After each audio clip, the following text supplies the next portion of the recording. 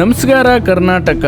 ಒಬ್ಬ ಭಾರತೀಯ ಪ್ರಜೆಯಾಗಿ ನಮಗೊಂದು ಆಧಾರ್ ಕಾರ್ಡ್ ಬೇಕು ಅಂದರೆ ದಿನಗಟ್ಟಲೆ ಕ್ಯೂ ನಿಲ್ಲಬೇಕು, ನೂರಾರು ದಾಖಲೆ ಕೊಡಬೇಕು. ಒಂದು ಸಣ್ಣ ತಿದ್ದುಪಡಿಗೂ ಸರ್ಕಾರಿ ಆಫೀಸ್ಗಳಿಗೆ ಅಲೆಯಬೇಕು.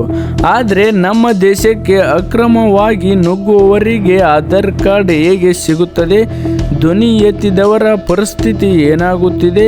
ಇವತ್ತು ನಾವು ಈ ಆಘಾತಕಾರಿ ಸತ್ಯದ ಬಗ್ಗೆ ಮಾತನಾಡೋಣ ಬನ್ನಿ ಸ್ನೇಹಿತರೆ. ಬೆಂಗಳೂರು ಸೇರಿದಂತೆ ರಾಜ್ಯದ ಹಲವು ಕಡೆ ಬಾಂಗ್ಲಾದೇಶದ ಅಕ್ರಮ ವಲಸಿಗರು ಸುಲಭವಾಗಿ ಆಧಾರ್ ಕಾರ್ಡ್, ರೇಷನ್ ಕಾರ್ಡ್ ಪಡೆದುಕೊಳ್ಳುತ್ತಿದ್ದಾರೆ. ಇದು ಹೇಗೆ ಸಾಧ್ಯ ಅಂತೀರಾ? ಇಲ್ಲಿ 3 ಹಂತದ ದಂಧೆ ನಡೆಯುತ್ತಿದೆ. ಹಂತ 1, ನಕಲಿ ದಾಖಲೆ ಸೃಷ್ಟಿ. ಸ್ಥಳೀಯ ದಲ್ಲಾಳಿಗಳು ನಕಲಿ ಜನನ ಪ್ರಮಾಣ ಪತ್ರ ಅಥವಾ ಬಾಡಿಗೆ ಒಪ್ಪಂದ ಪತ್ರಗಳನ್ನು ಸೃಷ್ಟಿಸುತ್ತಿದ್ದಾರೆ. ಹಂತ 2, ಭ್ರಷ್ಟ ಅಧಿಕಾರಿಗಳ ಕೈವಾಡ. ಕೆಲವೊಮ್ಮೆ ಹಣದ ಆಸೆಗೆ ಬಿದ್ದ ಅಧಿಕಾರಿಗಳು ಪರಿಶೀಲನೆ ನಡೆಸದೆಯೇ ಬಯೋಮೆಟ್ರಿಕ್ ಅಪ್ಡೇಟ್ ಮಾಡಿಕೊಡುತ್ತಿದ್ದಾರೆ. ಹಂತ 3, ಅಸ್ತಿತ್ವದ ಭೀತಿ. ಇದು ಕೇವಲ ಒಂದು ಕಾರ್ಡ್ ವಿಷಯವಲ್ಲ, ಇದು ದೇಶದ ಭದ್ರತೆಗೆ ಇಟ್ಟಿರುವ ಕನ್ನ.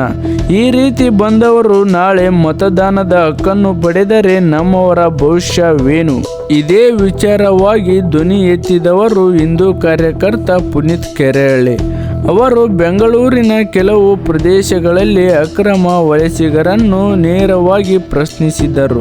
ಆದರೆ ಪುನೀತ್ ಕೆರೆಹಳ್ಳಿ ಅವರನ್ನು ಪೊಲೀಸರು ವಶಪಡಿಸಿಕೊಂಡಿದ್ದರು. ಬಂಧನಕ್ಕೆ ಕಾರಣವೇನೆಂದರೆ ಕಾನೂನನ್ನು ಕೈಗೆತ್ತಿಕೊಳ್ಳುವುದು, ಸಾರ್ವಜನಿಕ ಶಾಂತಿಗೆ ಭಂಗ ತರುವುದು ಮತ್ತು ಹಳೆಯ ಕೇಸ್ಗಳ ಅಡಿಯಲ್ಲಿ ಇವರನ್ನು ಬಂಧಿಸಲಾಗಿದೆ ಎಂದು ಪೊಲೀಸರು ಹೇಳುತ್ತಿದ್ದರು. ಪುನೀತ್ ಕೆರೆಹಳ್ಳಿ ಬೆಂಬಲಿಗರ ವಾದ ಏನೆಂದರೆ, ಅಕ್ರಮ ಬಾಂಗ್ಲಾದೇಶಿಗಳ ದಂಧೆಯನ್ನು ಬಯಲಿಗೆಳೆದಿದ್ದಕ್ಕೆ ವ್ಯವಸ್ಥಿತವಾಗಿ ಟಾರ್ಗೆಟ್ ಮಾಡಿ ಜೈಲಿಗೆ ಹಾಕಲಾಗಿದೆ ಎಂಬುದು ಬೆಂಬಲಿಗರ ಆಕ್ರೋಶ. ನಾವು ಇಲ್ಲಿ ಪಕ್ಷ ಪಂಗಡ ಬಿಟ್ಟು ಯೋಚಿಸಬೇಕಾದ ವಿಷಯ ಒಂದೇ. ಬಾಂಗ್ಲಾ ವಲಸಿಗರಿಗೆ ಆಧಾರ್ ಕಾರ್ಡ್ ಸಿಗುವವರೆಗೂ ಅಧಿಕಾರಿಗಳು ಏನು ಮಾಡುತ್ತಿದ್ರು? ಈ ಅಕ್ರಮ ದಂಧೆಯನ್ನು ಪತ್ತೆ ಹಚ್ಚುವುದು ಕೇವಲ ಕಾರ್ಯಕರ್ತರ ಕೆಲಸವೇ? ಸರ್ಕಾರದ ಗುಪ್ತಚರ ಇಲಾಖೆ ಏನು ಮಾಡುತ್ತಿದೆ? ಧ್ವನಿ ಎತ್ತುವರ ದಾರಿ ಕಾನೂನಾತ್ಮಕವಾಗಿರಬೇಕಾ ಅಥವಾ ವ್ಯವಸ್ಥೆಯೇ ಅವರನ್ನ ರೊಚ್ಚಿಗೆಬ್ಬಿಸುತ್ತಿದೆಯಾ? ಕಾನೂನು ತನ್ನ ಕೆಲಸ ಮಾಡಲಿ, ಆದರೆ ದೇಶದ ಭದ್ರತೆಯ ವಿಚಾರದಲ್ಲಿ ಇಂಥ ಅಕ್ರಮ ದಂಧೆಗಳು ನಿಲ್ಲಬೇಕು ಅನ್ನೋದು ಪ್ರತಿಯೊಬ್ಬ ಕನ್ನಡಿಗನ ಆಶಯ. ನಿಮ್ಮ ಪ್ರಕಾರ ಈ ಅಕ್ರಮ ಆಧಾರ್ ದಂಧೆಗೆ ಯಾರು ಹೊಣೆ? ಪುನೀತ್ ಕೆರೆಹಳ್ಳಿ ಅವರ ಬಂಧನ ಸರಿಯೋ ಅಥವಾ ತಪ್ಪೋ? ನಿಮ್ಮ ಅನಿಸಿಕೆಯನ್ನು ಕೆಳಗೆ ಕಮೆಂಟ್ ಮಾಡಿ. ಸತ್ಯದ ಪರ ಧ್ವನಿ ಎತ್ತೋಣ. ಜೈ ಹಿಂದ್, ಜೈ ಕರ್ನಾಟಕ ಮಾತು.